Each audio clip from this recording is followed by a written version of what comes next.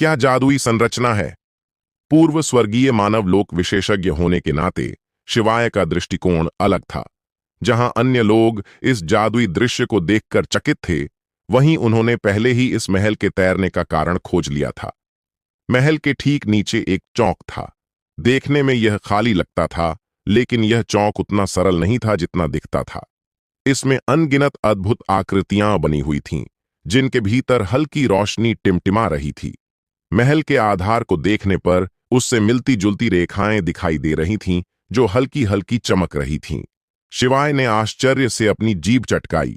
उसने कई तरह की सैन्य संरचनाएं देखी थीं, लेकिन वे या तो रक्षा के लिए थीं या आक्रमण के लिए। उसने इस तरह की गुरुत्वाकर्षण विरोधी संरचना शायद ही कभी देखी थी। यह देखने में तो शानदार लग रही थी, लेकिन एक मार्शल आर्टिस्ट के लिए इसका कोई व्यावहारिक उपयोग नहीं था। यह केंद्रीय महल था। महल के पीछे एक घना जंगल था।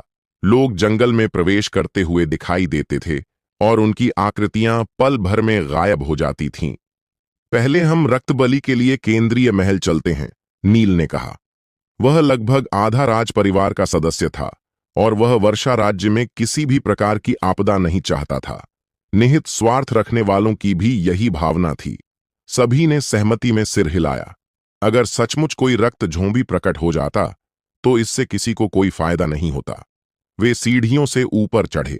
यहां बहुत से लोग थे, न केवल वर्षा राज्य से, बल्कि पाषाण राज्य और अग्नि राज्य से भी। हालांकि उत्तरी वन्य भूमि के 9 राज्यों का एक अलिखित नियम था। केंद्रीय महल में युद्ध करना सख्त मना था। रक्तबलि का सुचारू रूप से संपन्न होना सभी 9 प्रमुख देशों के साझा हित में था। जो कोई भी इस नियम को तोड़ता, वह 9 राज्यों का सर्वोपरि शत्रु बन जाता। क्योंकि यह गुप्त लोक 300 वर्षों से अधिक समय से बंद था, इसलिए स्वाभाविक रूप से हर कोई पहली बार इसमें प्रवेश कर रहा था। इन सीढ़ियों पर चलते हुए सभी आश्चर्य से चिल्ला उठे। कई लोग इस अचूक तकनीक को देखकर दंग रह गए और काफी देर बाद ही एक कदम आगे बढ़ पाए। धीरे धीरे ऊपर चढ़ते हुए उनके पैरों के नीचे की सीढ़ियां हवा में लटकी हुई थीं। जैसे जैसे वे ऊपर जाते गए, उन्हें स्वाभाविक रूप से बेचैनी महसूस होने लगी, लेकिन साथ ही वे उत्साहित भी हो गए। आखिर खेलते फूल क्षेत्र के अलावा स्वर्ग और पृथ्वी के बीच कौन उड़ सकता है। हालांकि यह पूरी तरह से उड़ना नहीं था, लेकिन ऐसा ही महसूस हुआ। 9 आकाशों के ऊपर खड़े होकर परिदृश्य की ओर इशारा करते हुए शिवाय का हृदय भी उमंग से भर उठा। इस तरह की संरचना बनाने में उन्होंने जो इतनी मेहनत की थी, वह कोई आश्चर्य की बात नहीं थी। यह अनुभूति सचमुच उत्साहवर्धक थी। हालांकि इतनी भव्य संरचना बनाने के लिए आवश्यक सामग्रियां अत्यंत बहुमूल्य होनी चाहिए। वर्षा साम्राज्य या अग्निदेश जैसे छोटे देश अपनी पूरी शक्ति लगा दें, तब भी उन्हें प्राप्त नहीं कर सकते। कुल 3333 सीढ़ियां थीं, फिर भी उन्हें अंत तक पहुंचने में लगभग आधा घंटा लग गया। पहली बात तो यह कि वे चलते समय इधर उधर देख रहे थे, जो बेहद चौंकाने वाला था। दूसरी बात, सीढ़ियों पर बहुत ज्यादा लोग थे, इसीलिए आगे बढ़ना स्वाभाविक रूप से मुश्किल था। अंततः महल उनके सामने प्रकट हुआ। यह एक दीवार विहीन इमारत थी, जिसकी छत को 12 विशाल पत्थर के खंभे सहारा दे रहे थे। प्रत्येक पत्थर का खंभा लगभग 100 झांग ऊंचा था, जिससे महल अत्यंत भव्य प्रतीत हो रहा था। युवक स्वामी, युवक स्वामी! आश्चर्य से भरी एक आवाज सुनाई दी और भीड़ में से 3 लोग बाहर निकले। उनका नेता 60 वर्ष का एक बुजुर्ग व्यक्ति था, जिसमें एक विशेष रूप से शक्तिशाली आभा थी। अंकल! स्पर्श की आंखें चमक उठीं और उसके चेहरे पर तुरंत खुशी झलकने लगी। वह उनसे मिलने के लिए जल्दी से आगे बढ़ा। युवा स्वामी, क्या आप ठीक हैं? तीनों ने घबराकर स्पर्श की ओर देखा। आखिर ये वीर परिवार के युवा स्वामी थे। अगर उन्हें कुछ हुआ तो उन्हें अपनी जान से हाथ धोना पड़ेगा। मैं ठीक हूं, स्पर्श ने हल्की सी मुस्कान के साथ पीछे मुड़कर कहा। उसके हाव भाव में अचानक एक बड़ा बदलाव आ गया। पहले हालांकि वह सबके साथ सौहार्दपूर्ण व्यवहार करता था, फिर भी वह एक अधीनस्थ की भूमिका निभाता था, लेकिन अब उसमें एक वरिष्ठ का भाव आ गया था, मानो कोई बदसूरत बत्तख अचानक एक सुंदर हंस में बदल गई हो। सभी लोग, मुझे अपना परिचय दोबारा देने दीजिए। उनकी नजर पूरे समूह पर घूमी। मेरा उपनाम वीर है और मेरा नाम यांगमिंग है। मैं विंटर मून संप्रदाय का प्रत्यक्ष शिष्य हूं। विंटर मून सेक्ट, शाश्वत आकाश महाद्वीप पर कोई भी अपनी इच्छा से कोई संप्रदाय या देश स्थापित नहीं कर सकता था। उदाहरण के लिए, यदि किसी के पास केवल एक आत्मा सागर क्षेत्र हो, विशेषज्ञों की अध्यक्षता में इसे केवल एक गुट ही कहा जा सकता था। एक दिव्य मंच क्षेत्र की आवश्यकता थी। किसी देश की स्थापना में विशेषज्ञता हासिल करना एक उच्च स्तर की बात थी और एक संप्रदाय की स्थापना करना उससे भी एक उच्च स्तर की बात थी। कम से कम उनके पास एक खेलते फूल क्षेत्र तो होना ही चाहिए था। विशेषज्ञ अध्यक्षता कर रहे हैं। विंटर मून संप्रदाय उत्तरी वन्य भूमि के 9 राज्यों के सबसे निकट स्थित संप्रदाय था। ऐसी अफवाह थी कि उनके पास एक आध्यात्मिक शिशु लोक था। विशेषज्ञों की अध्यक्षता में उत्तरी वन्य भूमि के 9 राज्यों को भी उनका सम्मान करना पड़ता था। अन्यथा यदि वे शीतकालीन चंद्रमा संप्रदाय को नाराज कर देते तो वे फूल खिलने वाले क्षेत्र के कुछ लोगों को भेज सकते थे, विशेषज्ञ किसी देश में छानबीन करने के लिए। और अगर एक आत्मा शिशु क्षेत्र यदि विशेषज्ञ स्वयं हस्तक्षेप करें तो भी 9 राज्यों के सभी छिपे हुए खेलते फूल क्षेत्र के प्राचीन राक्षस एकजुट हो जाएं तो भी उन्हें केवल निर्दयतापूर्वक दबा दिया जाएगा। जितना ऊंचा स्तर होता है उतना ही कम कोई व्यक्ति एक छोटे स्तर के आधे अंतर को भी बर्दाश्त कर सकता है। पूरे एक बड़े स्तर के अंतर की तो बात ही छोड़ दें। नील और बाकी लोग बेहद हैरान थे। सीधा शब्द से विंटर मून सेक्ट में स्पर्श की हैसियत का पता चलता था। ऐसा व्यक्ति प्रथम राजकुमार या तृतीय राजकुमार से भी कहीं अधिक मूल्यवान था। इसमें कोई आश्चर्य नहीं कि उसने यहां तक अपनी पहचान छुपाई थी। उसे जरूर डर रहा होगा कि एक बार उसकी पहचान उजागर हो जाने पर दूसरे लोग उसकी साधना तकनीक और मार्शल कौशल पर लालच करेंगे। विंटर मून संप्रदाय से विरासत में मिली एक गुप्त तकनीक यह कितनी अनमोल थी। अब जबकि स्पर्श के पास सुरक्षा के लिए अपने लोग थे, इसलिए स्वाभाविक रूप से उसे अब कोई हिचक नहीं थी। उपनाम वीर, विंटर मून संप्रदाय। शिवाय की आंखों में एक सिहरन दौड़ गई। क्या इस आदमी का वीराधीर्ज से कोई संबंध हो सकता है? शिवादित्य के अनुसार वीराधीर्ज बेहद व्यभिचारी था और उसके अनगिनत नाजायज बच्चे थे, इसीलिए उसकी मां ने शादी तोड़ दी थी। यह पूरी तरह संभव था कि उसके सामने खड़ा व्यक्ति वीराधीर्ज का नाजायज बच्चा हो। बेशक वह जल्दबाजी में सीधे सवाल नहीं पूछता, वह केवल हल्की सी मुस्कान दिखाता था। नील और अन्य लोगों ने जल्दी से अभिवादन किया। ये एक प्रमुख संप्रदाय का प्रत्यक्ष शिष्य था। भले ही वे मित्र न बन सकें, लेकिन वे उससे किसी भी कीमत पर अनबन नहीं कर सकते थे, अन्यथा इससे उनके परिवारों पर भारी विपत्ति आ सकती थी। स्पर्श सचमुच घमंडी था और खुद को बहुत ऊंचा समझता था। हालांकि जब उसने अन्विका को देखा तो उसकी आंखों में तुरंत नरमी आ गई और उसने कहा, सुश्री अन्विका, क्या आप हमारे विंटर मून संप्रदाय में शामिल होने में रुचि रखती हैं? विंटर मून सेक्ट में शामिल हों? सभी लोग स्तब्ध थे। सबकी निगाहें ईर्ष्या से भरी थीं।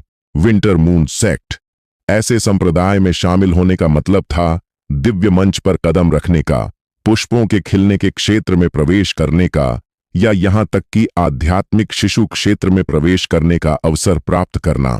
विशेषज्ञ, बेशक केवल यह देखकर कि स्पर्श ने अन्विका को आमंत्रित किया था, कोई भी बता सकता था कि यह आदमी क्या करने की फिराक में है।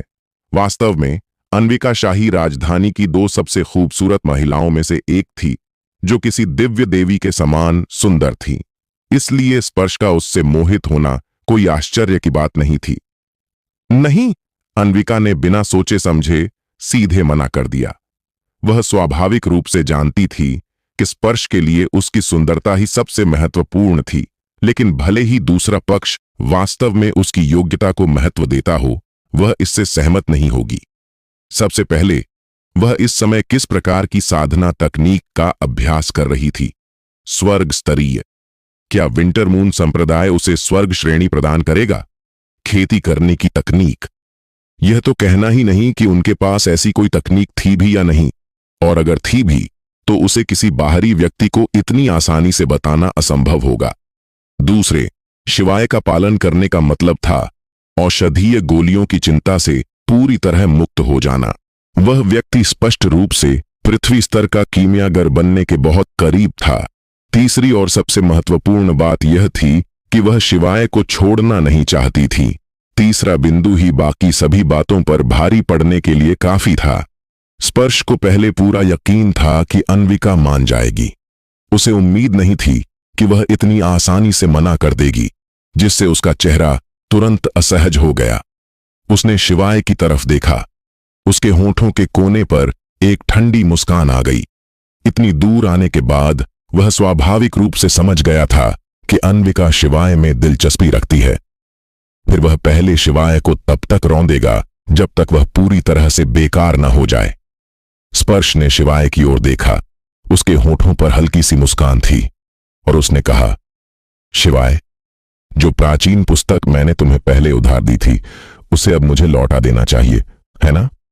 लेंट? शिवाय ने भी थोड़ी हैरानी के साथ मुस्कुराते हुए कहा, उपवास? भाई यांगमिंग, क्या आप भूल गए? यही वह कीमत थी जो मैंने आपको बचाने के लिए चुकाई थी, है ना? और अभी कुछ देर पहले तक आप मुझे हर दूसरे शब्द में युवा स्वामी शिव कह रहे थे, लेकिन अब आप मुझे नाम से पुकार रहे हैं। क्या आप कुछ ज्यादा ही जल्दी अपना रवैया नहीं बदल रहे हैं? कुछ बातें अलिखित नियम होती हैं। हर कोई उन्हें निजी तौर पर जानता है, लेकिन उन्हें सार्वजनिक रूप से प्रकट नहीं किया जा सकता। ठीक वैसे ही जैसे स्पर्श ने पहले एक नौकर होने का नाटक किया था। ऐसा इसलिए था क्योंकि उसकी साधना अपर्याप्त थी। अगर वह युवा स्वामी होने का दिखावा करता रहता तो मिनटों में उसका सफाया हो जाता। ओह, आप कहते हैं कि आप विंटर मून संप्रदाय के प्रत्यक्ष शिष्य हैं। इसे साबित कीजिए। इस बात से कोई फर्क नहीं पड़ता कि वह सबूत पेश कर सकता है या नहीं, भले ही वह कर भी ले। चूंकि उसने पहले ही विंटर मून संप्रदाय के एक शिष्य को नाराज कर दिया था, तो भविष्य में परेशानी से बचने के लिए उन्हें चुप क्यों न करा दिया जाए। इसलिए स्पर्श ने पहले स्वाभाविक रूप से कम प्रोफाइल बनाए रखी थी।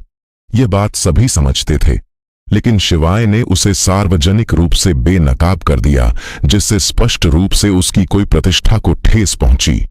स्पर्श के चेहरे पर तुरंत उदासी छा गई और अंकल पाशा के नाम से मशहूर बूढ़े व्यक्ति के चेहरे पर तीव्र क्रोध झलक रहा था। वह एक कदम आगे बढ़े और बोले, युवक, तुम क्या बकवास कर रहे हो? अगर तुम मेरे स्वामी के खिलाफ इस तरह की निंदा करते रहे तो यह बूढ़ा तुम्हें 5 कदमों के भीतर ही खून से लथपथ कर देगा।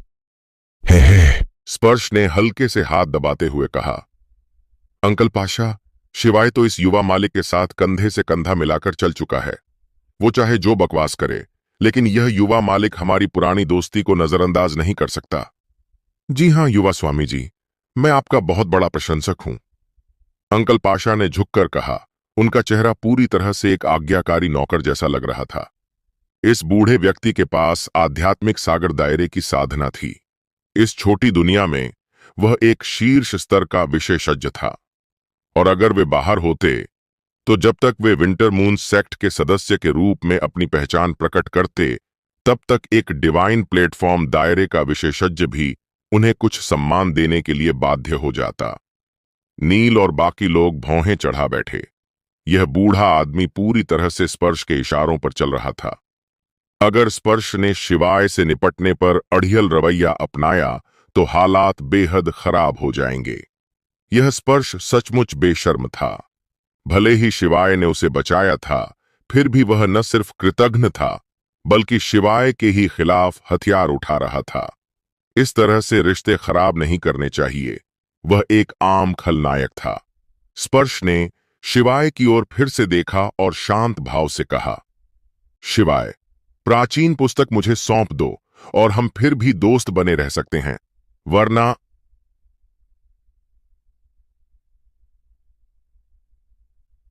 उसने अपनी बात पूरी नहीं की, लेकिन अंकल पाशा ने एक भयानक और क्रूर भाव प्रकट किया, जो किसी कुत्ते जैसे चाटुकार के चेहरे को पूरी तरह से दर्शाता था। शिवाय जोर से हंसा और बोला, जब तुम्हें किसी चीज की जरूरत होती है तो तुम मुझे सासारा की आयु कब आया है। युवा स्वामी शिव का सा की कहते हो, और जब जरूरत नहीं होती तो मुझे उपसा बाप आबाओं की शिवाय बेटे कहते हो। क्या तुम गिरगिट हो? स्पर्श, तुम मेरे दोस्त कब थे? क्या तुम इसके लायक हो? स्पर्श के चेहरे का भाव एकदम बदल गया और अंकल पाशा ने हमला करने के लिए एक कदम और आगे बढ़ाया, लेकिन स्पर्श के हाथ ने उन्हें रोक दिया। उस युवक का चेहरा पानी की तरह ठंडा था, लेकिन उसने नील और बाकी लोगों को देखते हुए कहा, सब लोग, आप सब ने शिवाय का असली रूप देख लिया है। क्या आप अब भी उसके साथ इस अंधकारमय रास्ते पर चलना चाहते हैं? यह युवा गुरु सबको एक मौका दे रहा है। जो लोग शिवाय से संबंध तोड़ना चाहते हैं, वे इस युवा गुरु का साथ दें, वरना आप शीतकालीन चंद्रमा संप्रदाय के दुश्मन हैं। उन पर यह आरोप लगाना बहुत भारी था। विंटर मून संप्रदाय के दुश्मन? नील जैसे कनिष्ठों की तो बात ही छोड़िए, 8 महान कुलीन परिवारों के नेता भी सहम जाते। आत्मा शिशु के पास एक असाधारण शक्ति थी, विशेषज्ञ। वे बस एक फूल खिल रियल्म भेज सकते हैं वर्षा, साम्राज्य को पूरी तरह से उलट पुलट करने वाला विशेषज्ञ। हालांकि स्पर्श के लिए विंटर मून सेक्ट का सही मायने में प्रतिनिधित्व करना और फूल खिल दायरे को भेजना असंभव था। वह विशेषज्ञ केवल कुछ कनिष्ठों के लिए ही था। उसके पीछे खड़े अंकल पाशा ही उन्हें दबाने के लिए काफी थे। इसके अलावा स्पर्श बेपरवाह होकर काम कर सकता था, लेकिन क्या नील और बाकी लोग उसके सिर के एक बाल को भी नुकसान पहुंचाने की हिम्मत करेंगे? अगर दूसरे पक्ष ने अपनी पहचान उजागर नहीं की होती तो वे उसे मार सकते थे और किसी को पता भी नहीं चलता। इसलिए विंटर मून सेक्ट की ओर से जवाबी कार्रवाई की कोई चिंता नहीं होती। लेकिन अब इस विशाल हॉल में कितने लोग थे? विशेषकर इसलिए कि यहां अग्निदेश के मार्शल आर्टिस्ट मौजूद थे। वे वर्षा साम्राज्य के लोगों को शीतकालीन चंद्रमा संप्रदाय से भिड़ते हुए देखकर बेहद प्रसन्न होंगे और अधिमानतः शीतकालीन चंद्रमा संप्रदाय से एक महान शक्ति को बाहर निकालकर अपने हाथ के इशारे से वर्षा साम्राज्य का सफाया कर देंगे। वे केवल मार खा सकते थे, पलटवार नहीं कर सकते थे। वे ऐसी लड़ाई कैसे लड़ सकते थे? स्पर्श ने उपहास किया।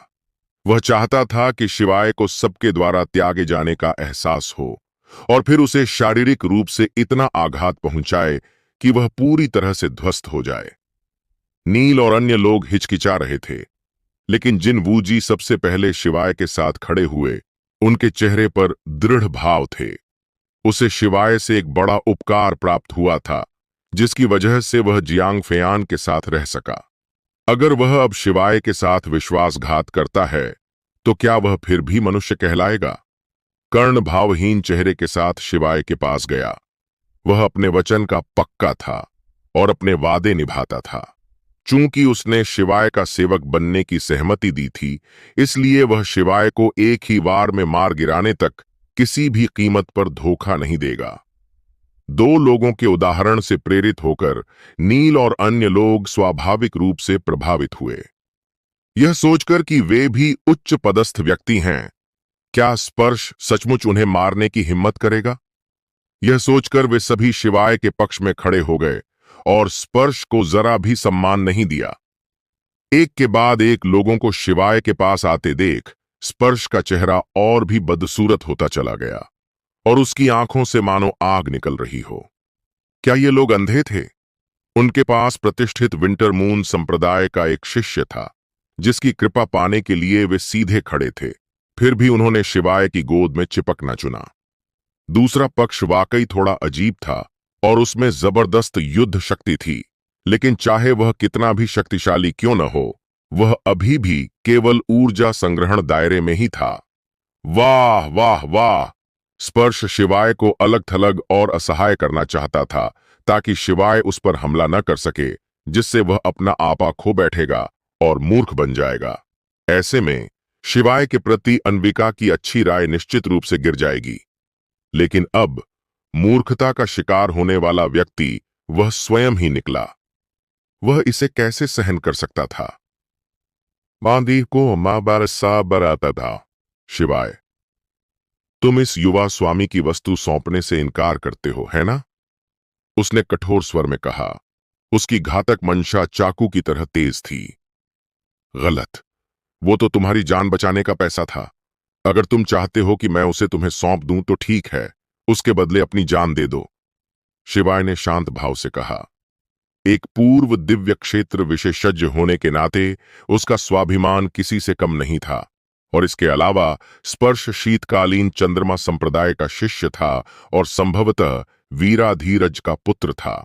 इसलिए उसके विनम्र होने की संभावना और भी कम थी। बेशर्मीली! अंकल पाशा तुरंत चिल्लाए। उनकी आंखें क्रोध से चौड़ी हो गईं और उनमें हत्या का इरादा साफ झलक रहा था। इस बार स्पर्श ने उसे नहीं रोका, बल्कि इसके बजाय अपने हाथ अपनी पीठ के पीछे कर लिए और बेहद घमंडी दिख रहा था। अंकल पाशा समझ गए और धीरे धीरे शिवाय की ओर बढ़ने लगे। उनकी गति बहुत धीमी थी, लेकिन उनकी घातक इच्छा और भी तीव्र होती जा रही थी। वे जानबूझकर शिवाय पर अत्यधिक दबाव डाल रहे थे, ताकि वह जूनियर को दबाव में तोड़ दें।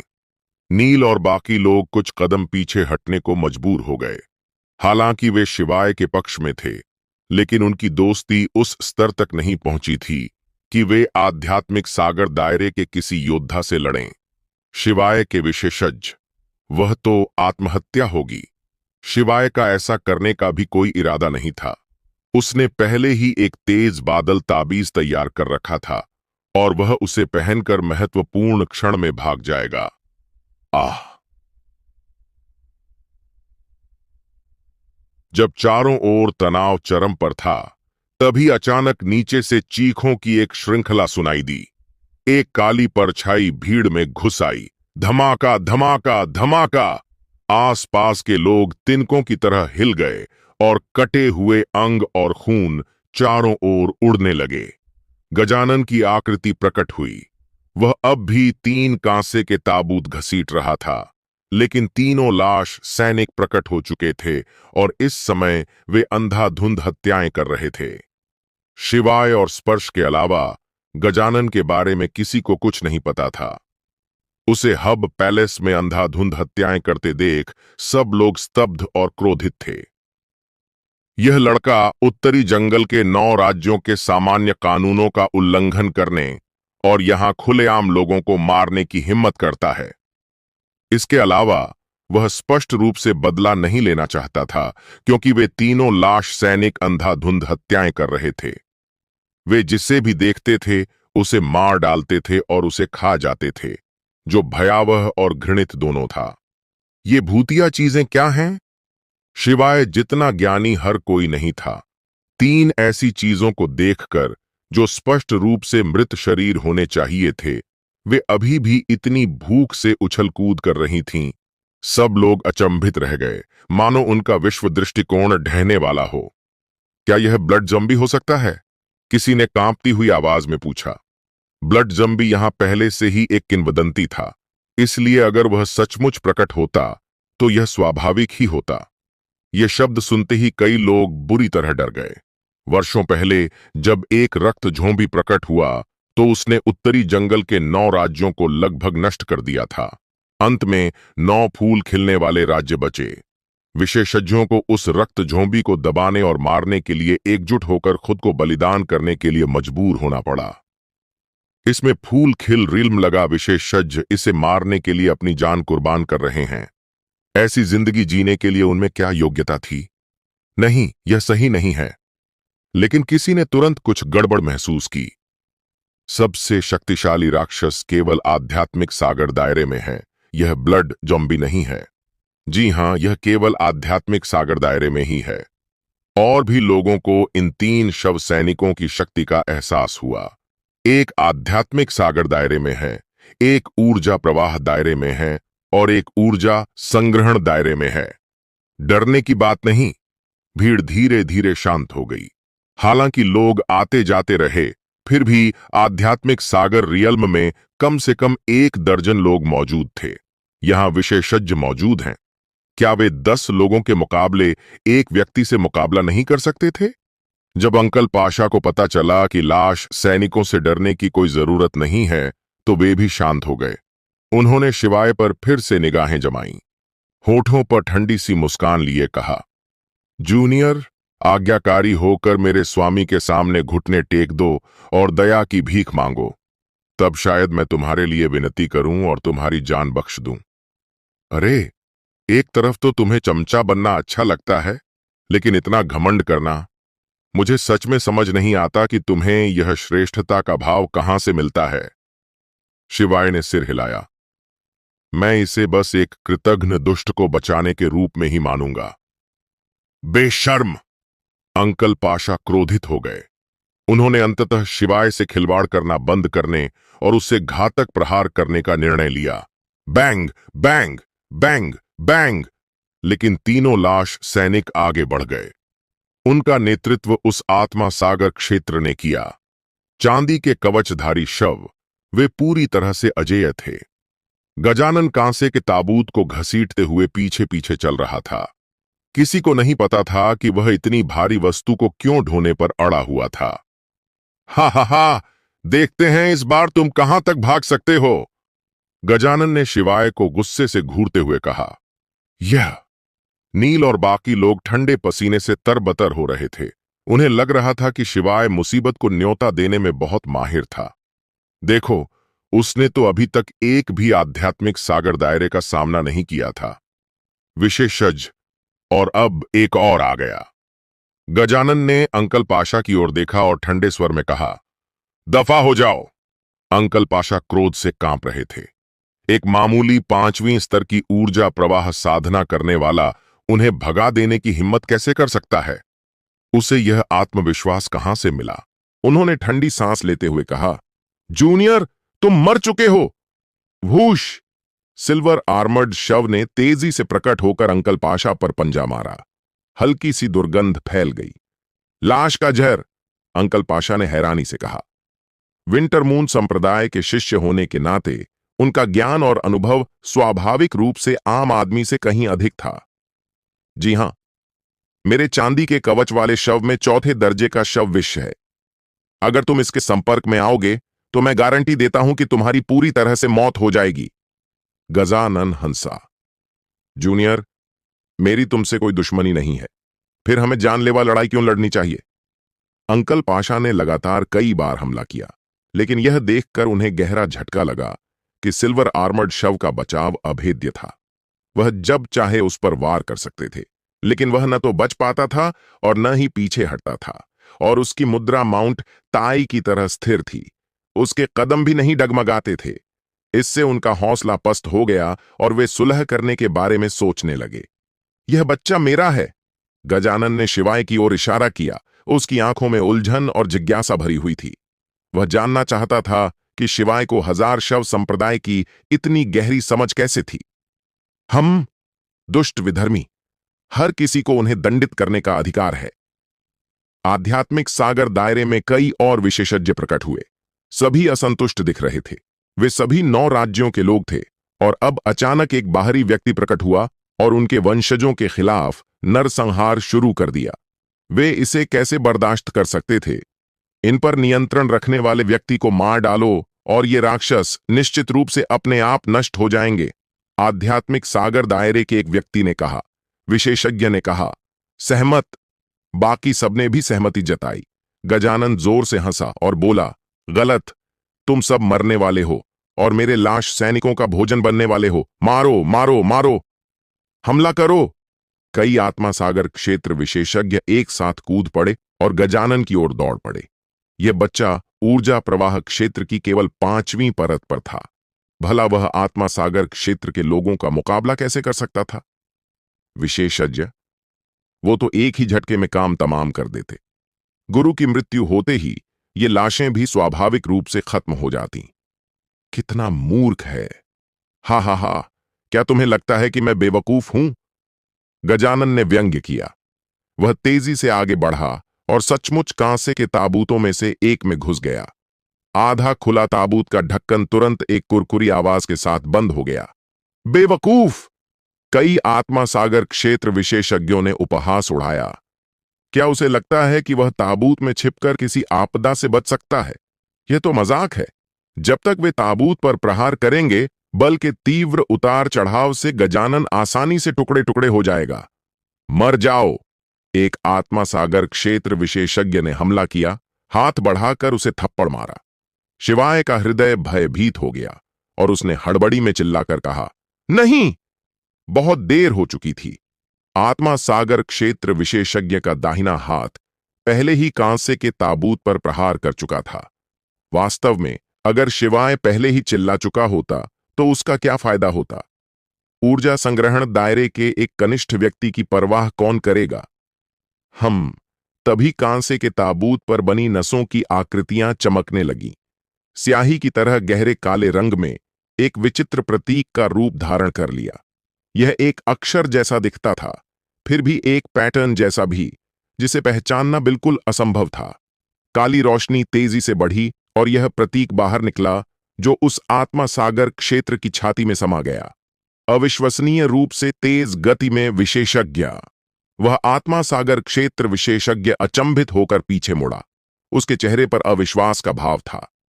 उसने कुछ पकड़ने की कोशिश में अपना हाथ आगे बढ़ाया, लेकिन वह बेजान सा गिर गया। उसकी छाती पर एक बड़ा काला घाव था जो तेजी से फैल रहा था, मानो उस काले पदार्थ में संक्षारक शक्ति हो जो उसकी छाती को तेजी से एक पारदर्शी छेद में बदल रही हो। धड़ाम! आत्मा सागर क्षेत्र एक्सपर्ट जमीन पर गिर पड़ा, लेकिन क्षरण रुका नहीं। यह उसके कंधों और सिर को ऊपर की ओर और पैरों व पंजों को नीचे की ओर खाता चला गया। कुछ ही पलों में वह पूरी तरह गायब हो गया। जमीन पर केवल काले तरल का एक धब्बा रह गया। हालांकि यहां कई हजार से लेकर लगभग 10,000 लोग मौजूद थे, लेकिन इस दृश्य को देखकर हर कोई दहशत से भर गया। उनके पूरे शरीर में ठंडक सी दौड़ गई और उनके दांत किटकिटाने लगे। वह एक आत्मा सागर क्षेत्र था, वह एक विशेषज्ञ थे, फिर भी उनकी मृत्यु इतनी रहस्यमय तरीके से और इतनी दयनीय ढंग से हुई। शिवाय ने मन ही मन आह भरी, यह सोचते हुए कि ये तीनों ताबूत हजार शव संप्रदाय के सबसे अनमोल धरोहर होंगे। ये स्वयं उच्च कोटि की आध्यात्मिक कलाकृतियां थीं। हमला होते ही ये स्वतः सक्रिय हो जाती थीं, शरीर में काला प्रकाश भेजती थीं, जो आत्मा सागर क्षेत्र के प्राणी को भी पल भर में मार डालने में सक्षम था। विशेषज्ञ, यह भयावह था। इसमें कोई आश्चर्य नहीं कि गजानन इन तीनों कांसे के ताबूतों को अपने साथ हर जगह ले जाता था। तुम लोग पहले जाओ, शिवाय ने नील और अन्य लोगों से कहा। तुम्हारा क्या हाल है? अन्विका ने जल्दी से पूछा। शिवाय मुस्कुराया और बोला, मैं अभी तो नहीं जा सकता, लेकिन जल्द ही तुमसे मिलूंगा। हाँ हाँ हाँ, तुम बच नहीं पाओगे। तांबे के ताबूत से गजानन की दबी हुई आवाज आई। तुम सबको मरना होगा। तुम सब मेरे लाश सैनिकों का भोजन बनोगे। शिवाय ने मानो कुछ सुना ही ना हो ऐसा अभिनय किया और कहा, तुम्हारे जाने के बाद ही मुझे चिंता से मुक्ति मिलेगी। नील और बाकी लोग आखिरकार सिर हिलाकर चले गए। किसी कारणवश उन्होंने शिवाय की बातों पर आंख बंद करके विश्वास कर लिया, मानो इस युवक में कोई अवर्णनीय आकर्षण था जिसने उन्हें अनायास ही उसके पीछे चलने पर मजबूर कर दिया। शिवाय के प्रति उनका पूर्व दृढ़ समर्थन भी आंशिक रूप से इसी करिश्माई व्यक्तित्व के कारण था। इन्हें मार डालो, एक को भी भागने मत दो, गजानन ने तांबे के ताबूत के भीतर से चिल्लाकर कहा। उस चांदी के कवचधारी शव ने तुरंत अंकल पाशा को छोड़ दिया और निकास द्वार पर पहरा देते हुए भागने की कोशिश कर रहे लोगों का नरसंहार शुरू कर दिया। उसमें आत्मा सागर क्षेत्र की शक्ति समाहित थी। इसकी युद्ध शक्ति 9 सितारा स्तर से भी ऊपर थी। हालांकि यह अब मार्शल स्किल्स का उपयोग नहीं कर सकता था, लेकिन इसे शव विष के रूप में एक तीक्ष्ण हथियार प्राप्त हो गया था। इसकी मारक क्षमता में जरा भी कमी नहीं आई, बल्कि यह निचले स्तर के दुश्मनों के खिलाफ और भी अधिक प्रभावी हो गया था, उन्हें बड़े पैमाने पर नष्ट कर देता था। बस करो, आध्यात्मिक सागर दायरे के कई विशेषज्ञों ने चिल्लाकर कहा। यहां मौजूद सभी कनिष्ठ विशेषज्ञ अपने अपने देशों से थे और इसमें रक्त बलिदान का मुद्दा भी शामिल था। यदि किसी रक्त झोंबी को सचमुच उकसाया गया तो इससे एक बड़ी तबाही मच सकती थी। आध्यात्मिक सागर दायरे के 8 विशेषज्ञों ने सिल्वर आर्मर्ड शव का सामना करने के लिए एकजुट होकर काम किया, जिनमें से एक ने कहा, सभी लोग तुरंत हॉल छोड़ दें। यदि रास्ते में आपको कोई और मिले तो उन्हें अन्य सेंट्रल हॉल की ओर मुड़ने के लिए कहें। इन 8 लोगों द्वारा सिल्वर आर्मर्ड शव को रोके रखने के बाद बाकी लोगों को आखिरकार मौका मिल गया और वे हॉल के बाहर की ओर दौड़ पड़े। जाओ, शिवाय ने अन्विका से कहा। अगर तुम नहीं जाओगे तो मैं भी नहीं जाऊंगी, अन्विका ने दांत पीसते हुए कहा। हम कितना स्नेहपूर्ण है, स्पर्श ने ताना मारा। अंकल पाशा, इन दोनों को मार गिराओ। जी हां, छोटे मालिक। अंकल पाशा ने जल्दी से सिर हिलाया और धीरे धीरे पास आते हुए शिवाय को ठंडी निगाहों से देखा। चलने का समय हो गया है, मुझे पकड़ लो, शिवाय ने एक हाथ से चुटकी को पकड़े हुए अन्विका से चिल्लाकर कहा। अन्विका का चेहरा शर्म से लाल हो गया, लेकिन उसने बिना किसी झिझक के शिवाय को गले लगा लिया। उसे आ रही प्रबल मर्दाना खुशबू को महसूस करते हुए उसका दिल इतनी जोर से धड़कने लगा मानो गले से बाहर निकल आएगा। जाना? तुम्हें क्या लगता है तुम कहां जा रहे हो? अंकल पाशा ने ताना मारा। वह पहले से ही हॉल से बाहर निकलने का रास्ता रोक रहा था। क्या शिवाय को सच में लगता था कि वह रास्ता तोड़कर बाहर निकल सकता है? शिवाय तेजी से दौड़ा और कुछ ही कदमों में हॉल के किनारे पहुंच गया। इस जगह की किसी भी तरफ कोई दीवार नहीं थी, इसलिए कोई भी कहीं से भी कूद सकता था। हालांकि केवल प्रवेश द्वार पर ही सीढ़ियां थीं, बाकी 3 तरफ, माफ कीजिए, लेकिन वहां से कूदना 1000 मीटर से भी ज्यादा ऊंचा था और नीचे एक कठोर पत्थर का मैदान था। इतनी ऊंचाई से कूदना निश्चित रूप से मौत को दावत देना था। अंकल पाशा, इन्हें पकड़ो, स्पर्श ने जल्दी से चिल्लाया। शिवाय की मौत से कोई फर्क नहीं पड़ता, लेकिन अन्विका जैसी खूबसूरत लड़की का खून से लथपथ हो जाना कितना बड़ा नुकसान होगा। यह बूढ़ा नौकर समझ गया। अंकल पाशा महल के किनारे तक दौड़े और हाथ बढ़ाया। उनका हाथ उत्पत्ति शक्ति के एक विशाल हाथ में बदल गया और अविश्वसनीय गति से शिवाय की ओर झपटा। आखिर एक आत्मा सागर क्षेत्र ही होता है। एक ही झटके में उन्होंने शिवाय की पीठ पकड़ ली। यह देखकर अन्विका ने गुस्से से अपने दांत भींच लिए और उसके चेहरे पर दृढ़ निश्चय का भाव आ गया।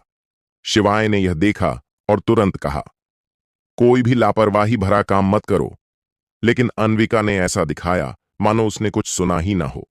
उसने शिवाय को दोनों हाथों से धक्का दिया। झटका। शिवाय की गिरने की गति तेज हो गई और अन्विका उस विशाल हाथ से टकरा गई। खटखट।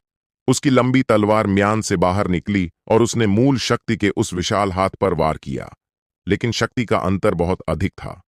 उत्पत्ति शक्ति का विशाल हाथ कस गया और अन्विका उसमें फंस गई।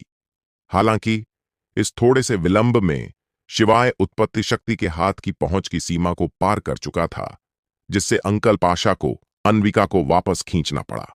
धड़ाम। अंकल पाशा ने अन्विका को जमीन पर पटक दिया और स्पर्श से कहा, यह बूढ़ा नौकर किसी काम का नहीं है। मैं युवा स्वामी से इसे दंडित करने का अनुरोध करता हूं। कोई बात नहीं, वो तो वैसे भी मर चुका है, स्पर्श ने ताना मारा। उसे सिर्फ अन्विका की फिक्र थी। शिवाय के टुकड़े टुकड़े हो जाने से क्या फर्क पड़ता था? वैसे भी प्राचीन पुस्तकें गिरने से टूटती नहीं हैं, वो बाद में लाश से उन्हें उठा लेगा। लेकिन उनके चेहरे पर तुरंत हैरानी के भाव आ गए, क्योंकि तेजी से गिरते हुए शिवाय ने वास्तव में एक बड़ा छाता खोल लिया था। उनकी गति तुरंत धीमी हो गई और वे रुई के टुकड़े की तरह हवा में तैरते हुए दूर जंगल की ओर गिरने लगे।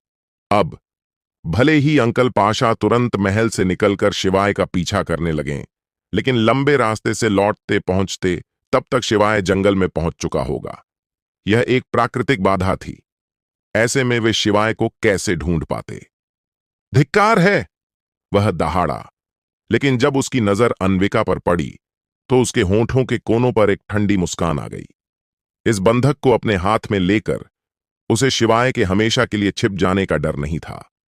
दूर से शिवाय की निगाहें मानो अंतरिक्ष को भेदती हुई स्पर्श के चेहरे पर टिक गईं। इस क्षण उसके भीतर हत्या करने की तीव्र इच्छा जागृत हुई। स्पर्श के दिल में एक सिहरन सी दौड़ गई, लेकिन उसने तुरंत अपनी हैसियत के बारे में सोचा। उसे ऐसे लड़के से क्यों डरना चाहिए? उसने तुरंत अपनी पीठ सीधी कर ली। शिवाय ने कुछ शब्द बुदबुदाए, फिर बिना किसी और नजर डाले वह जंगल में गायब हो गया। देखो, तुमने उसके लिए अपनी जान जोखिम में डाली, लेकिन उसने तुम्हारी तरफ एक नजर तक नहीं डाली। स्पर्श ने अन्विका से कहा। स्वाभाविक रूप से इस समय उन दोनों के बीच दरार डालने की कोशिश करते हुए। अन्विका अविचलित रही। उसने स्पर्श को घृणा भरी निगाहों से देखा। उसने कहा, वह मुझे बचाने आएगा। अरे, वो तुम्हें किस आधार पर बचाएगा? स्पर्श ने ताना मारा। बस एक मामूली ऊर्जा संग्रहण दायरे के आधार पर। अन्विका ने और कुछ नहीं कहा, मानो वह स्पर्श को नीचा दिखा रही हो। स्पर्श गुस्से से आग बबूला हो गया और कुछ करने ही वाला था कि तभी उसने अंकल पाशा को कहते सुना, युवा मालिक, यहां खतरा है, हमें पहले यहां से निकल जाना चाहिए। स्पर्श ने बस सिर हिलाकर कहा, चलिए। जैसे ही समूह हॉल से निकला, दूर से 8 आध्यात्मिक सागर रियल्म विशेषज्ञों के सिल्वर आर्मर्ड शव से लड़ने की आवाजें सुनाई दे रही थीं और उनके चेहरों पर चिंता के बादल छा गए। शिवाय ने खून चूसने वाले आदिम सोने को एक तरफ रख दिया और गंभीर भाव से आगे बढ़ गया। शिवाय के शांत चेहरे के नीचे छिपे क्रोध को भांपते हुए चुटकी ने भी अपने दांत दिखाए, मानो वह किसी को काट लेना चाहती हो। मुझे अपनी छोटी नौकरानी को बचाना ही होगा, लेकिन इस तरह जाना आत्महत्या के समान है। चलते हुए शिवाय ने सोचा, एकमात्र उपाय है कि मैं ऊर्जा प्रवाह क्षेत्र में प्रवेश करूं, तब मुझे ब्लैक टावर पावर एम्पावरमेंट का अवसर मिलेगा, जिससे मुझे आध्यात्मिक सागर फर्स्ट लेयर की शक्ति प्राप्त होगी। फिर मुझे मायरीड लॉज रिटर्न टू वन का प्रयोग करने और उस बूढ़े कुत्ते को एक ही तलवार के वार से मार डालने का मौका मिलेगा। जब मायरीड लॉज रिटर्न टू वन का पूर्ण अभ्यास किया जाता है, तो यह 10,000 तलवारों के वारों को एक में समाहित कर देता है, जो शिवाय को सभी लोगों में संहार करने के लिए पर्याप्त है। हालांकि इस क्रिया के लिए आवश्यक मूल शक्ति अत्यंत भयानक है। शिवाय अभी इसे अंजाम नहीं दे सकता, लेकिन आत्मा सागर लोक की शक्ति से इसमें कोई समस्या नहीं होगी। चाहे कुछ भी हो, मुझे ऊर्जा प्रवाह क्षेत्र में सफलता अवश्य प्राप्त करनी होगी। शिवाय ने मन बना लिया और अपनी शक्ति का अंतिम संचय शुरू करने के लिए घने जंगल में एक गुप्त स्थान ढूंढ लिया। उसके ऊर्जा कोर में मौजूद उत्पत्ति कोर अभी अपनी सीमा तक नहीं पहुंचा था, लेकिन इसमें ज्यादा से ज्यादा 3 दिन और लगेंगे। अब जब वह पूरी ताकत से आगे बढ़ रहा था, तो 2 दिनों के भीतर ऊर्जा संग्रहण दायरे की वास्तविक सीमा तक पहुंचना संभव था। 2 दिन, उसे बस 2 दिन ही चाहिए थे। शिवाय ने अपनी साधना को आगे बढ़ाने में अपना पूरा प्रयास लगा दिया। चुटकी भी इससे प्रेरित हुई प्रतीत हुई, क्योंकि उसने अचानक शोर मचाना बंद कर दिया और साधना करने लगी। दोनों ही विलक्षण प्रतिभा के स्तर पर थे। केवल 2 दिनों के भीतर शिवाय ने ऊर्जा संग्रहण दायरे के शिखर पर पहुंच गए, जबकि चुटकी ने ऊर्जा संग्रहण दायरे की 7वीं परत के शिखर पर पहुंच गए, जो वास्तव में शिवाय से ज्यादा दूर नहीं था। सफलता। शिवाय ने कई औषधीय गोलियां निकालीं और उन्हें एक साथ अपने मुंह में डाल लिया। उसे इस क्षेत्र की समझ की आवश्यकता नहीं थी। जब तक उसके पास खुद को बनाए रखने के लिए पर्याप्त ऊर्जा थी, ऊर्जा प्रवाह क्षेत्र के द्वार उसके लिए खुल जाते। सफलता। चुटकी ने भी अपनी कोमल आवाज में यही कहा। उसकी नकल करते हुए वह ऊर्जा संग्रहण दायरे की 8वीं परत की ओर बढ़ने लगी। शिवाय के शरीर के भीतर धरती को हिला देने वाले बदलाव हो रहे थे। लघु लोकों की उन्नति मात्र एक अतिरिक्त मूल कोर की उपलब्धता का अंतर थी। भले ही वह संग्रहण मूल लोक की 10वीं परत तक पहुंच जाए और 9 बड़े मूल कोर को एक महामूल कोर में मिला दे, फिर भी यह मूल कोर से संबंधित ही परिवर्तन होगा। हालांकि ऊर्जा संग्रहण से जीवन प्रवाह तक जाना एक गुणात्मक परिवर्तन था, एक बिल्कुल नया रूपांतरण था। इसमें मूल कोर को मूल पावर के एक ऐसे स्रोत में बदलना शामिल था जो ऊर्जा से भरपूर हो। इस पहले चरण को पार करने से एक मार्शल आर्टिस्ट की शक्ति 10 गुना बढ़ जाएगी। शक्ति का अर्थ युद्ध शक्ति नहीं है, लेकिन यह युद्ध शक्ति का सबसे मूलभूत घटक है। मजबूत शक्ति को आधार बनाए बिना भला कोई सर्वोत्कृष्ट युद्ध शक्ति का निर्माण कैसे कर सकता है? शिवाय को लोकों का पर्याप्त ज्ञान था, इसलिए ऊर्जा प्रवाह लोक में प्रवेश करना उनके लिए आसान होना चाहिए था। लेकिन ऐसा नहीं हुआ। क्योंकि उसके पास केवल एक ही मूल कोर था। उसका अनुभव पिछले जन्म के 9 मूल कोर की सफलता पर आधारित था, लेकिन अब यह एक हो गया था जिसने इसे पूरी तरह से बदल दिया था। उसका सारा अनुभव व्यर्थ हो गया। हालांकि उसकी क्षेत्र की समझ अभी भी उपयोगी थी, बस विधि को बदलने की आवश्यकता थी। प्रक्रिया वास्तव में वही थी, मूल कोर को पिघलाकर स्प्रिंग बनाना। लेकिन अंतर यह था कि यदि 9 मूल कोर के साथ कोई रास्ता निकाल लेता तो वह बाकी 8 का उपयोग शक्ति सहायता के रूप में कर सकता था। अब जब केवल एक ही बचा था तो शक्ति का स्रोत एक समस्या बन गया। चूंकि वह अपनी शक्ति का उपयोग नहीं कर सकता था, इसलिए उसके पास औषधीय गोलियों का अंधाधुंध सेवन करने के अलावा कोई विकल्प नहीं था। शिवाय लगातार अपने हाथ हिलाते रहे और औषधीय गोलियां निगलते रहे। औषधीय शक्ति उनके शरीर में अपना असर दिखाने लगी और भूस्खलन या सुनामी जैसी एक प्रचंड शक्ति का निर्माण कर दिया। शिवाय के शरीर में असीम शक्ति की धाराएं प्रवाहित होने लगीं। ऐसा इसलिए हुआ क्योंकि वे अपने उस स्तर तक पहुंच चुके थे और उनकी समझ पर्याप्त थी। स्वर्ग और पृथ्वी की शक्ति प्रतिध्वनित हो रही थी, जिससे उनका मूल तत्व लगातार नरम होता जा रहा था, पानी की लहरों की तरह उतार चढ़ाव कर रहा था। आकाश और पृथ्वी की शक्ति पहले ही अपना प्रभाव दिखा चुकी थी। इसके बाद यह उन पर ही निर्भर करेगा। मेरे लिए एक झरने में बदल जाओ। शिवाय ने पंचतत्वीय अराजक कमल को सक्रिय किया और आसपास की आध्यात्मिक ऊर्जा को अवशोषित कर लिया। औषधीय गोलियों की शक्ति के साथ मिलकर उन्होंने निरंतर उत्पत्ति कोर पर प्रहार किया, उसे द्रवीकृत करके शक्ति के स्रोत स्प्रिंग आई में परिवर्तित करने का प्रयास किया। यह कदम बेहद मुश्किल था, क्योंकि सामान्य ऊर्जा संग्रहण दायरे के विपरीत सहायता प्रदान करने के लिए 8 अन्य कोर मौजूद नहीं थे। तुलनात्मक रूप से यह कहीं अधिक आसान होता, लेकिन अब वह केवल औषधीय गोलियों और अपनी आध्यात्मिक जड़ द्वारा अवशोषित शक्ति पर ही निर्भर रह सकता था। यह वास्तव में बहुत कम था, लेकिन चूंकि उसने 10 कोर तक की क्षमता हासिल कर ली थी, जिससे उसे अपार शक्ति प्राप्त हुई थी, इसलिए स्वाभाविक रूप से उसे इसकी कीमत चुकानी पड़ी।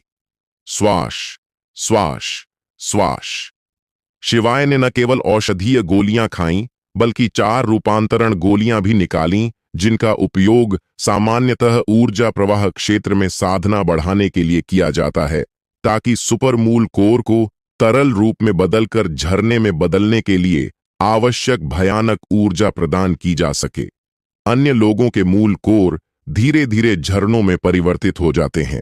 अंतिम कोर तभी परिवर्तित होता है जब वे स्पाउटिंग स्प्रिंग दायरे की 9वीं परत तक पहुंचते हैं। उस समय उनके पास ऊर्जा प्रदान करने वाले मूल शक्ति के 8 झरने होते हैं।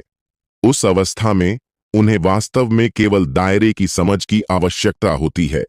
ऊर्जा की आवश्यकता नगण्य होती है। हालांकि शिवाय का अकेला मूल कोर अन्य लोगों के 9 मूल कोर के कुल आकार से कहीं अधिक बड़ा था। इसका कारण यह था कि उसका प्रत्येक बड़ा मूल कोर 5 छोटे मूल कोर से मिलकर बना था, कुल मिलाकर 45। इसके लिए आवश्यक ऊर्जा एक विशाल महासागर के समान थी। खाओ, खाओ, खाओ। शिवाय ने एक के बाद एक 4 रूपांतरण गोलियां निगल लीं। चटक चटक चटक। हिंसक ऊर्जा के प्रभाव से उसकी त्वचा फट गई, रक्तवाहिकाएं फट गईं और बहुत सारा खून बह निकला। ये 4 रूपांतरण गोलियां ऊर्जा प्रवाह क्षेत्र में साधना बढ़ाने के लिए थीं। ऐसे समय में इनका सेवन करना लगभग आत्महत्या के समान था। यहां तक कि मृत लकड़ी का शरीर भी इस तरह के प्रभाव को सहन नहीं कर सकता था। लोन वुल्फ ब्लड प्रसारित हो, अविनाशी स्वर्गीय धर्मग्रंथ प्रसारित हो। हालांकि उसका शरीर तेजी से ठीक हो रहा था, लेकिन औषधीय शक्ति के हिंसक प्रभाव से उसे लगातार चोटें भी लग रही थीं। इस तरह का दर्द कोई साधारण व्यक्ति सहन नहीं कर सकता था, लेकिन शिवाय ने शायद ही कभी भौहें चढ़ाईं, बस दांत पीसकर इसे सह लिया। यदि कोई शौर्य मार्ग के शिखर तक पहुंचना चाहता है, तो वह मार्ग सुगम कैसे हो सकता है? अगर वह इस थोड़ी सी पीड़ा को भी सहन नहीं कर सकता था, तो शून्य को तोड़ने और भगवान बनने की बात करने का क्या मतलब था? इसके अलावा सफलता प्राप्त करने में जितनी अधिक कठिनाई होती, सफलता प्राप्त करने के बाद उसे उतनी ही अधिक शक्ति प्राप्त होती। यह स्पष्ट रूप से आनुपातिक था। इस बार ब्लैक टावर ने कोई मदद नहीं की। यह रहस्यमय चमक के साथ उसके ऊर्जा केंद्र में धीरे से तैरता रहा। शिवाय को न तो खुशी महसूस हुई और न ही दुख। वह केवल लगातार आगे बढ़ते रहे। टपकता पानी पत्थर को घिस सकता है। उनके निरंतर प्रयासों के फलस्वरूप मूल कोर अंततः द्रवीकृत होने लगा। पॉप! पूरा मूल कोर घुल गया और एक छोटी सी स्प्रिंग आई में बदल गया, जिससे मूल पावर उमड़ पड़ी और तेजी से बाहर निकली। वह सफल हो गया। शिवाय रुका नहीं। स्प्रिंग आई अभी अभी खुला था और उसे अपने क्षेत्र को स्थिर करना आवश्यक था, अन्यथा स्प्रिंग आई जल्द ही सूख जाएगा और वापस एक मूल कोर में बदल जाएगा, जिससे वह ऊर्जा संग्रहण क्षेत्र में वापस चला जाएगा। लेकिन एक बार जब वह इस स्तर पर पहुंच गया तो यह एक सामान्य ऊर्जा प्रवाह क्षेत्र के अभ्यासी से अलग नहीं था। स्प्रिंग आई को उसकी सीमा तक विस्तारित करना, जिसके बाद यह उत्पत्ति शक्ति के सागर में बदल सकता था, जो कि आत्मा सागर क्षेत्र है। अन्य लोगों को अपने मूल कोर को एक एक करके स्प्रिंग आई में बदलना होता है और फिर 9 स्प्रिंग आई को आपस में जोड़कर एक समुद्र का रूप धारण करना होता है। लेकिन शिवाय के पास केवल एक मूल कोर था और वह केवल एक स्प्रिंग आई ही बना सकता था। उसके क्षेत्र की गणना कैसे की जाएगी? शिवाय मन ही मन सोचने लगा कि उसे शायद हमेशा के लिए जीवन प्रवाह प्रथम स्तर का ही माना जाएगा, है ना? खैर, उसे बस ताकत की जरूरत थी। स्प्रिंग आई खुलती गई और लगातार फैलती रही जब तक कि शिवाय की आत्मा शक्ति समाप्त नहीं हो गई और अंततः वह रुक गई। ऊर्जा प्रवाह क्षेत्र, भनभनाहट। काला टावर थोड़ा सा घूमा, मानो किसी प्रकार का संकेत छोड़ रहा हो।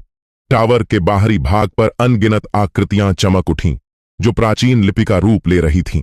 वे समझ से परे थीं, फिर भी उनमें एक अवर्णनीय और अकथनीय रहस्य समाहित था, जो गहरा और चिरस्थायी था। शिवाय उत्साहित था। क्या आखिरकार ब्लैक टावर उसके लिए अपने दरवाजे खोलने वाला था और अपने सारे रहस्य उजागर करने वाला था? उसके लिए ब्लैक टावर के रहस्यों को समझने से बढ़कर कोई और इच्छा नहीं थी। आखिरकार इस महान गुरु ने ही उसे पिछले जन्म में मार डाला था और उसे 10,000 वर्षों तक एक रहस्यमय अवस्था में छोड़ दिया था। अगर वह इसके प्रति आसक्त न होता तो यह अजीब ही होता। वूश! शिवाय को केवल अपनी दैवीय चेतना में हल्का सा कंपन महसूस हुआ और उन्होंने खुद को एक अपरिचित स्थान पर पाया।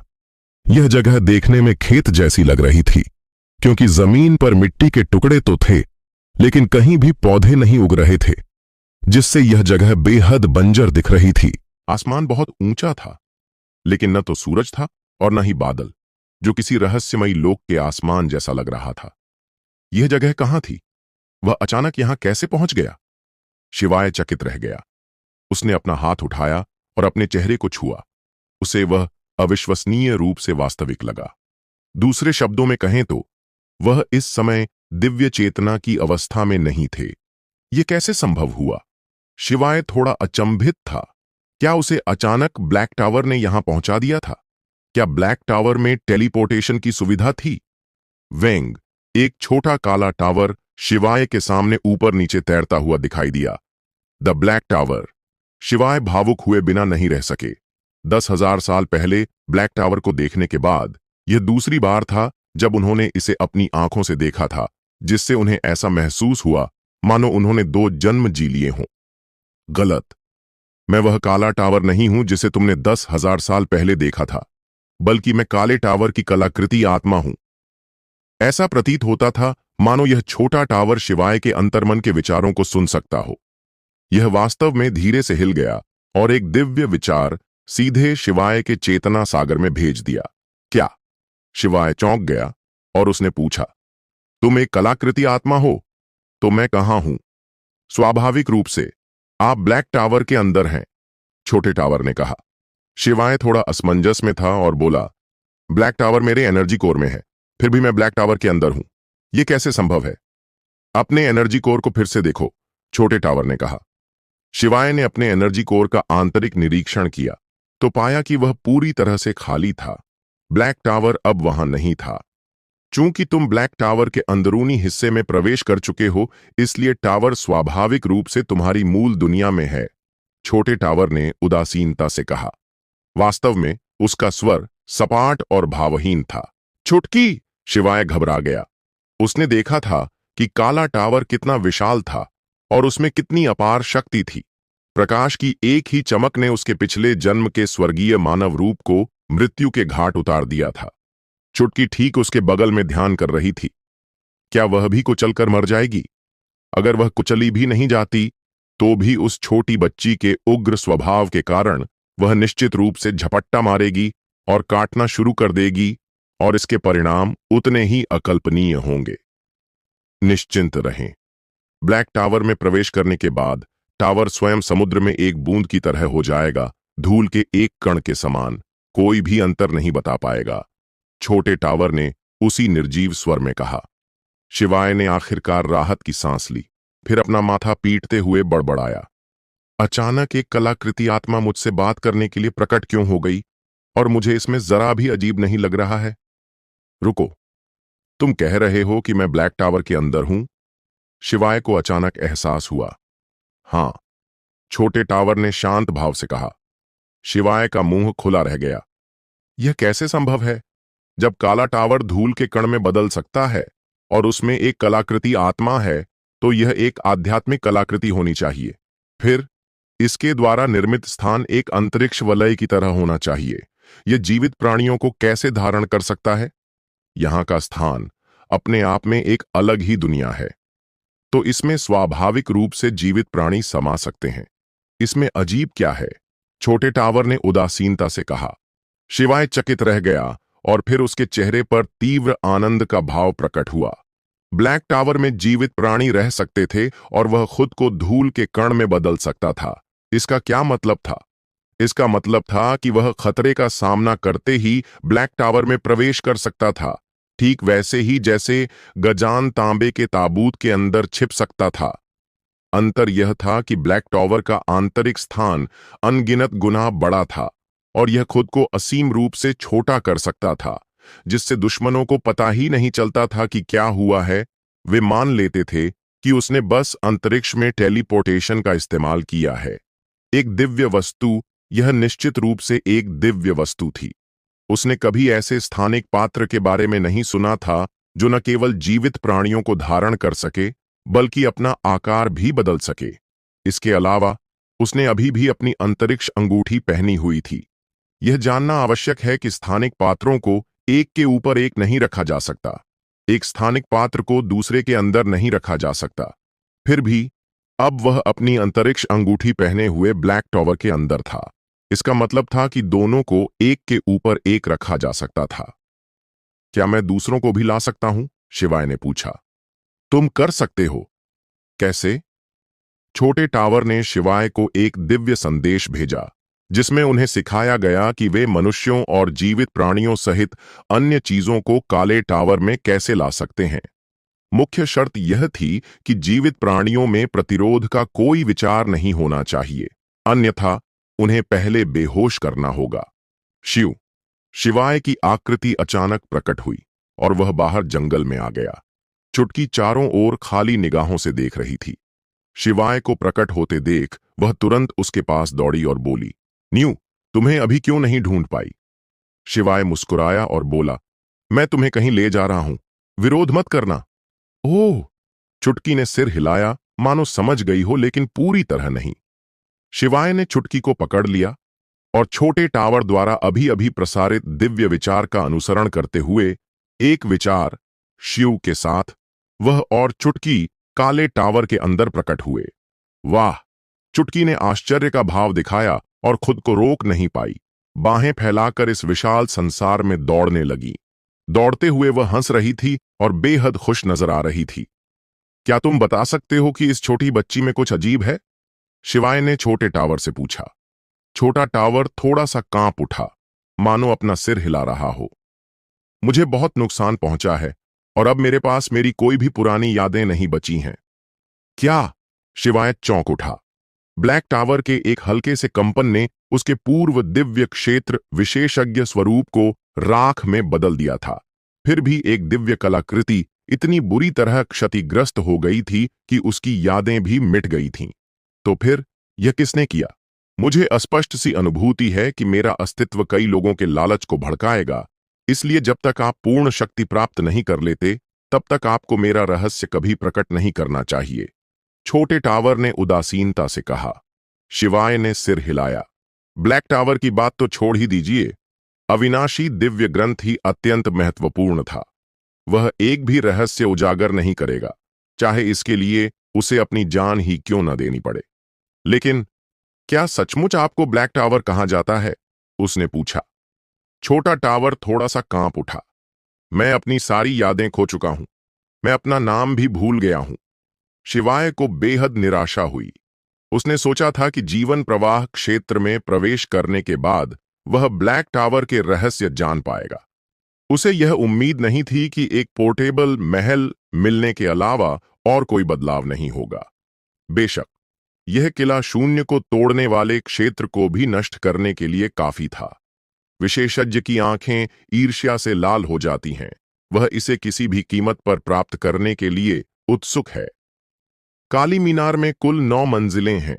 जब तक आपकी शक्ति आवश्यक स्तर तक नहीं पहुंच जाती, आप उन्हें खोल सकते हैं। प्रत्येक मंजिल का एक अलग कार्य है, छोटी मीनार ने कहा। शिवाय तुरंत प्रसन्न हो उठा और पूछा, कार्यक्रम क्या है? मेरी याददाश्त तक हो गई है, इसीलिए टावर की एक मंजिल खोलने के बाद ही मुझे प्रासंगिक जानकारी मिल पाएगी, छोटे टावर ने धीरे से कहा। इसलिए अभी मैं आपको केवल इस मंजिल का कार्य ही बता सकता हूं। यह एक क्षण के लिए रुका, फिर बोला, पहली मंजिल एक औषधीय उद्यान है। यहां लगाए गए आध्यात्मिक पौधे 1 वर्ष को 1000 वर्षों के बराबर अनुभव करेंगे। छी! शिवाय ने तुरंत कहा। 1 वर्ष 1000 के बराबर होता है? तो अगर उसे 1000 साल पुराना जिनसेंग चाहिए, तो क्या उसे सिर्फ 1 वर्ष ही इंतजार नहीं करना पड़ेगा?